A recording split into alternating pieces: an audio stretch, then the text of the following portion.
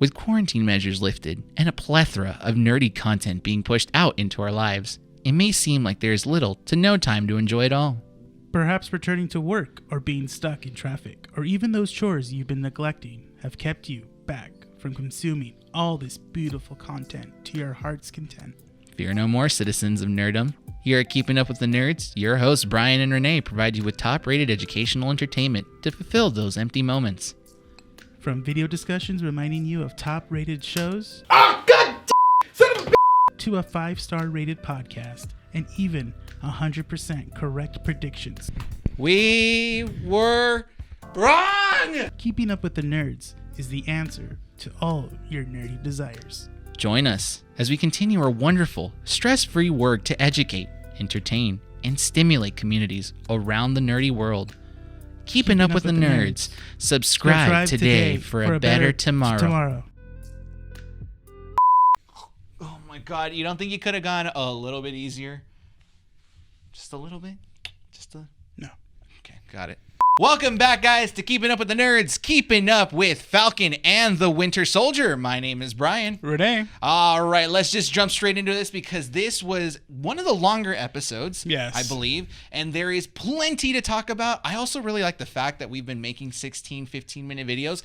Makes it so much easier for editing, so let's just keep this going, guys. Cut it down Rene, a lot. please. Sorry. Episode 3 of Falcon and the Winter Soldier, one of the best episodes of everything that has come out on Disney Plus in terms of the MCU. Yes. It's wow. Really Phenomenal. good. Really good. Yes.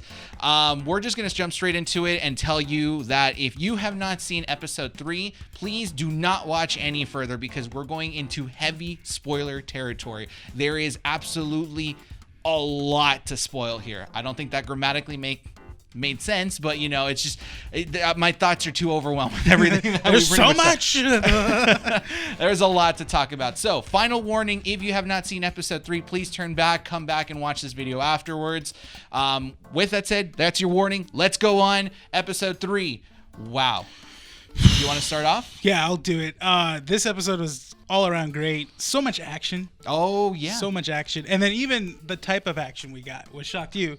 We watched it right before we recorded this, and Bryan was just like amazed at everything. Mickey Mouse went to a dark place, guys. It did. It really did. There is a place that he went down a path where he can never come back. Yes. That is incredible. No, honestly though, this watching this episode, it was, it felt very much old school MCU but grown up. And we keep mentioning that in, the past 2 episodes that this felt like the coming back of the original MCU kind of storytelling with Captain America, the First Avenger, and the Winter Soldier. Very action-packed. The story's right in your face. There's nothing to wander or ponder. Everything is straightforward. With the only exception that episode 3, I will say, kind of felt a little bit off in the best possible way. Yeah. I will say that pretty much episode 3 felt like it was a buddy cop show. With all that kind of it was a primetime buddy cop thriller, essentially, kind of thing. They had all the action, it had all the violence. You had guns being pointed at people's heads. You had knives going through arms, and you had a bloody knife and a pole going straight through someone's shoulder. Yep. It was all the action an adult could ever want, but with the MCU skin. Yes. I was satisfied. I was too. I was very satisfied of how this episode turned out. There was a lot of stuff that, we got to see. We got to see Sharon coming back, like you said, which is great. And then how she is now after Civil War, what she's been doing the whole time, which was really good. A really good way to perceive her character of how she was dealing with all this stuff during this. And then hold up before you go on. The last time we saw her was in Civil War, right? When she hands back the shield and the wings to Falcon and Captain America at the time. So we kind of get this little backstory of her, right? Yeah. Great. Okay. And then we get to see Zemo, obviously. You're excited for that one? I was really excited for that. Just to see him, how he escaped was really good as well too. And that how basically Bucky is still trying to say we need him. Sam still, trying to be like, well, we can't trust him, but Bucky's like, there's no point. We're desperate here. There's nothing you can do. Yeah. This feels like it's the only way. And then to see how Zemo is, after everything, we find out he's actually comes from a royal family from Sokovia, and that he's connected in some way still within the crime world, which is really interesting. Another thing was, it was just, I don't know, it's just really, really interesting how this episode kind of solidified that this is the highest they've gotten so far. Yes. We peaked in episode 3. You don't want to say you peaked. Yeah. No, we want to keep this train going. I know, but I'm saying that, if this was it, and then, I think the next episode, I just have a feeling that the next episode is just going to not as adrenaline filled, but I think we're going to get more saturated story, if anything. So something to note about these last couple of episodes is that similar to WandaVision, you kind of get more of a backstory to some of the minor characters we didn't think we'd see in the MCU. There's an understanding of what Zemo is and where he comes from. There's an understanding of what happened to Sharon Carter after she left Cap and Falcon with their equipment. And now we get a better understanding of Bucky Barnes and Falcon, essentially, where they, how do they feel? Mm-hmm. Where did they leave off after the blip? Because, like you said, remind me, they were both turned to dust, right? They were both turned to dust. Yeah, so they're coming back into this world, and we're getting more character development from them, which is great. I feel like this show is doing a fantastic job in filling in those holes and making us seem like, these were minor characters in the MCU, and now we're giving them a proper storyline. Mm-hmm. So there's a lot to love here. Definitely. We're going to get straight into what we really liked about this. Do you mind if I go first on this one? So pretty much what I loved about this episode was the nonstop action. There was action pretty much every step of the way. You only took about maybe a 5 or 10 minute break, and then you were back straight into that action. Yes. It was great to still have that comedy element with it, with Bucky and Sam essentially not liking each other, but still having to work together. And Zemo brought an interesting twist to it too. Yeah. You would think that he was just kind of like the straight up asshole, which technically he kind of is, especially in that breakout scene when he puts the card in the restroom stall. Yeah. But it's interesting because you still get to see the interaction between these characters in a very action-packed and comedic way. So I really like that. The action, I'm going to keep saying it. It's phenomenal. I would not have expected Disney to approve what we just saw. And like I said at the beginning of this video, they can't go back from this. If they you really freaked out when Bucky threw that pipe and it hit the lady's shoulder. Yeah, because come on, this is on Disney Plus. Are you kidding me? You should have been there, guys. He was like, whoa! Like in my head, I already knew what was gonna happen. Yeah. I'm like, okay, he's got the pole. He's gonna. They set it up. Yeah, he grabs the pole, smacks the henchman on the face, and you're like, great, you're not done with that because you're obviously not gonna throw that weapon away. Yeah. And then as I saw him lift this pole up and thrust it forward, I'm like, nah. Impalement. Whoa. Yep. Perfection. It was just, ooh, man. It was really good. You can't go back, Disney. You've satisfied exactly what I needed from the show. You got to keep moving forward. Yep. I really, really, really am a sucker for cinematography. Mm-hmm. This show had all of that correctly. Yeah. The lighting, the elements, the placement of the characters, the way they walked into a different room, it felt like a very short movie. Yeah. It just felt right. Mm-hmm. I was left satisfied at the end of this episode. So there were a lot of things, but primarily those are the two things I really liked. What about you, Rene? So the two things I really enjoyed was we got just a little bit of John Walker, of how he really is and stuff, how they show us he has a temper. When he got spat on by one of the, it was one of those refugees and stuff. One of the people that were trying to hide the flag smashers. And he got really, really angry at that, because of who he was. He said, he goes, you know who I am? And that was really cool. We got a little snippet of that. So that's going to be, shown more to the series that I'm really excited to see. The character development for John Walker is really building up. It's subtle, but they know what they're doing. Yeah, and then we mentioned this before watching the episode together that we both watched the variant YouTube video. Thank you. Yeah. I don't know why I couldn't figure that word out. We watched the variant YouTube video. I'll include a link to their channel down below. Yeah. Great if you want to catch up and learn a quick little bit of history on certain comic book characters. and some storylines. Yeah. He recently did a video regarding U.S. Agent, kind of telling us the story behind him, kind of to bring up his relevancy and how he could potentially be in the Falcon and Winter Soldier series. Yeah. And we're starting to see that. Yeah. John Walker is a loose cannon. He is a soldier at heart. He's a flawed character. Yeah. Yeah. He's not. But basically, this show will show us he is not Steve Rogers. No. And he will never be Steve Rogers. That's the thing. Even as Captain America, the show is showing us little by little that he is obviously not Steve Rogers. Yes. So we're going to get Steve Rogers, the good little boy that follows the rules and calm, cool, collected man that he is.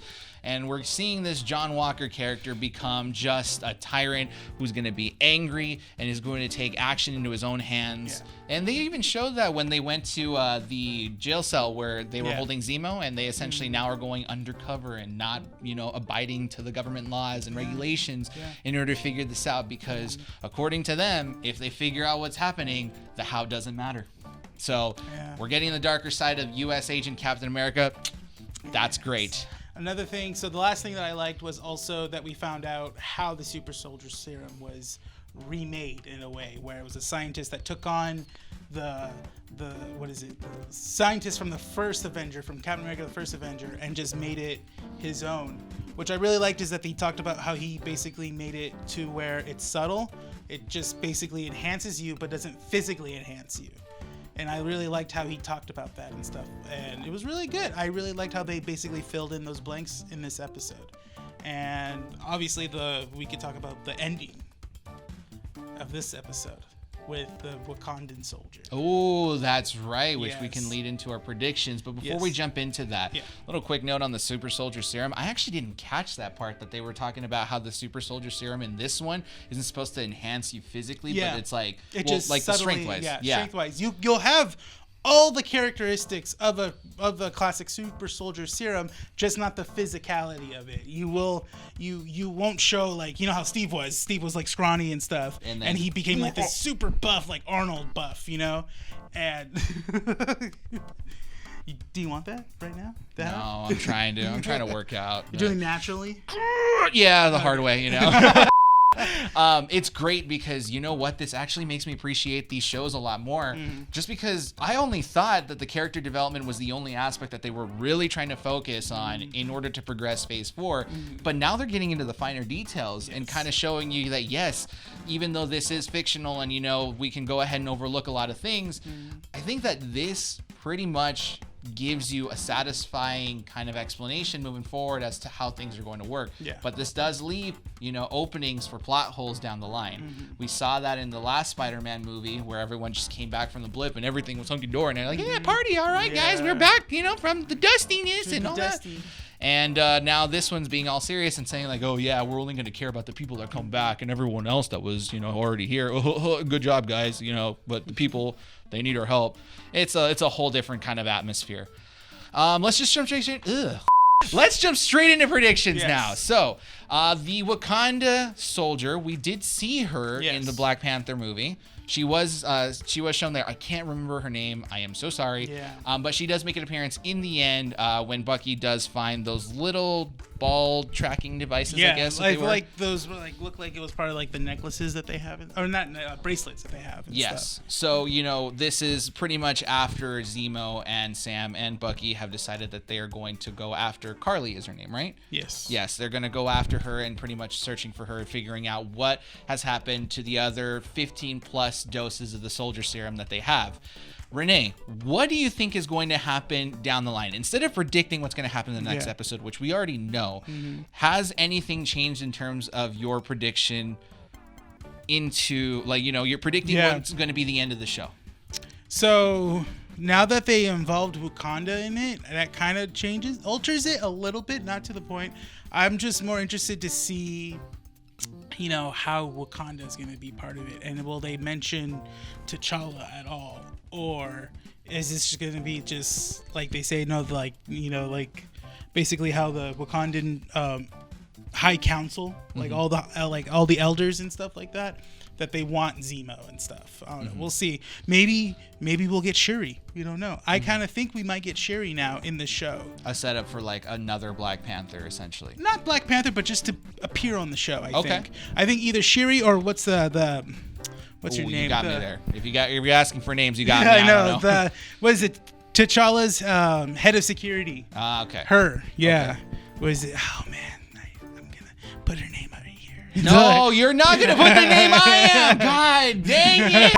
They're gonna tell me. They're telling me right now. It's so and so. Like, Rene, you're the comic book nerd. You're supposed to know this. But yeah, I feel like we're gonna get another Black Panther actor in this movie. I mean, in the next episode. I believe. Gotcha. I pretty much think that this is a setup to kind of end Zemo after this series is over and done with. Yeah, like it just doesn't feel like Zemo could be left out there going into Phase 4 or 5 and so on and so forth. That's true. The way that they're doing it, he's mostly just basically the reason why he's out and about now is because there's someone trying to do super soldier serums, and that's the one thing he hates the most. Exactly. Yeah. So it does kind of feel like it's like a way that isn't. Oh well, the government's tracking you guys now because you guys broke Zemo. Granted, U.S. agent or John Walker and Hoskin are essentially going to be looking for them now that they've figured this out. Yeah. So the government's still going to go after them, but this does add another element that isn't government tracking them after they broke Zemo out. Yeah. So now they're going to be dealing with two different, agencies, I guess, factions. Or factions, excuse me. You're going to deal with the Wakandan one that wants Zemo back in prison for what happened, and you're going to want the government looking for Sam and Bucky after breaking out Zemo. So it's going to be an interesting triangle there and trying to figure out what's going to happen. Asten, I predict this in the last video. Old man Steve Rogers, yes, I'm still sticking with it because it just doesn't feel like think about it. I know he is, but think about it. Like even if it's not old man Steve Rogers, on a serious note, they're talking about trying to give the shield to someone, and Bucky kind of made it seem like he's the one that needs it, like he's the one that deserves it, right? Yeah, he said he's mentioning or hinting that he'll take the mantle then if Sam's not going to. He'll do it himself. But this whole talk about symbolism and what an icon is and all this other stuff, when you look at every character individually, no one fills that mold as well as Steve Rogers did. So we can go ahead and say Sam is going to be the one that takes it. Bucky's going to be the one that takes it. U.S. Agent is going to be the one that takes it. We don't know, but none of them have that mold necessary. So even if we don't get old man Steve Rogers, I don't think we're going to get a Captain America after this. They said it in this episode. They're like, we need him back. Like, we need a Captain America. They're going to realize that that's not what they need, especially after the whole discussion of heroes are hypocrites, essentially. So it's going to be an interesting way of setting up, these characters and maybe moving into Phase 4 without an Avengers kind of thing. Maybe every hero is independent and so on, Okay. So that'd be an interesting way to kind of approach Phase 4. Yeah. Anything else you want to add? No. This is just a really all-around good episode. Yes. There's nothing more. We all know this was a great episode. Yes. I do want to mention one little thing because you did post this on Facebook. The actor that plays John Walker. Can I get his name real quick? Watt Russell or Wade? No, it's Watt Russell. It's Kurt Russell's son. Okay. So there's been this post going around, pretty much saying that people have been sending death threats to him and basically harassing him online for taking on the role of a Captain America. Here at Keeping Up with the Nerds, we do not approve that at all, or any form of harassment towards actors portraying these characters on TV or movies. Again, guys, this is just a show. Yes, Rene and I do get excited over this. We do make bits, we joke around, and all this other stuff. But at no point, even if we do hate some character in a TV show, these are fictional characters portrayed by an actor or actress. No need to go online and harass them. And if you do, you're a scumbag yourself, honestly. What is the point of doing all that? I get it. You fall in love with the character.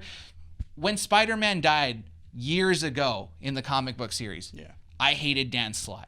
But never once did I even think about writing a death threat to him. Or tweeting or angrily tweet him. Nothing. I was disappointed. He is my superhero. He is the character that I fell in love with. And to see Peter Parker die the way he did hurt. So yes, I understand that it does hurt some people emotionally to a point that it kind of because it feels like they lose a part of him. But that does not make it okay for you to go after these people and harass them just because they're playing a part.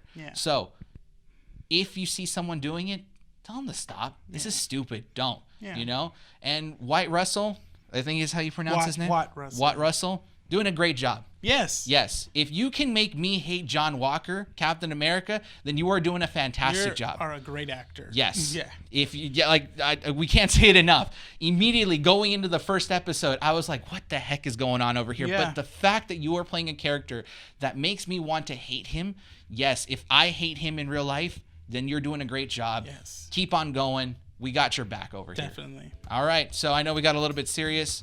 Didn't want to bring that up at the beginning of the episode, Yeah. not to bring the atmosphere down, but Yes. it has to be said.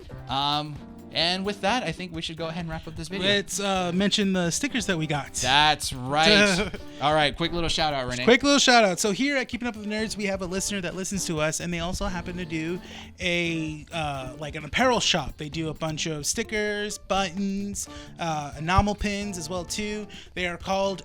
You can find them on Instagram at Toon Geeks.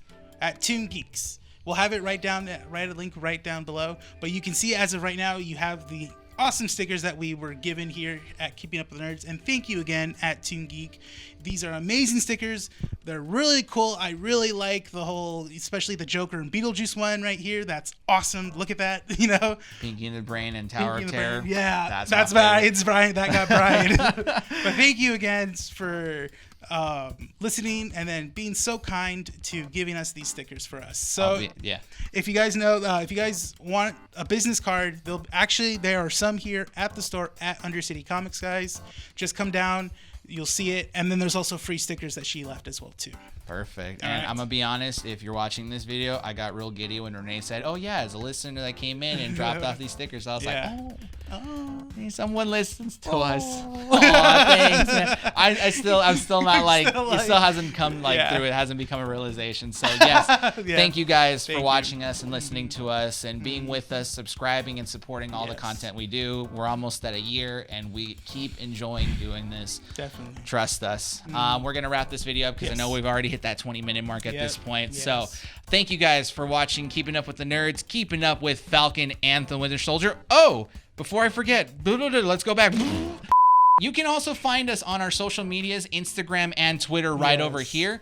If you like what you saw, please subscribe to our YouTube channel, like and share the video. Let people know what you think and comment down below. What do you think is going to happen further on in the series? Keep in mind, this series does have about 6 episodes. What is going to happen at the end? Do you have any predictions yourself? Let us know. Thank you guys for watching Keeping Up with the Nerds, keeping up with Falcon and the Winter Soldier. My name is Brian. Rene. And we'll see you all next time.